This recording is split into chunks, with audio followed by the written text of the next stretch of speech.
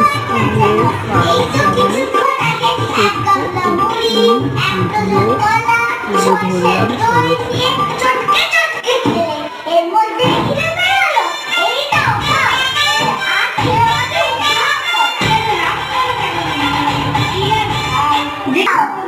বেলা ভরিয়ে গেল, যাই সব কাজ সেরে নি।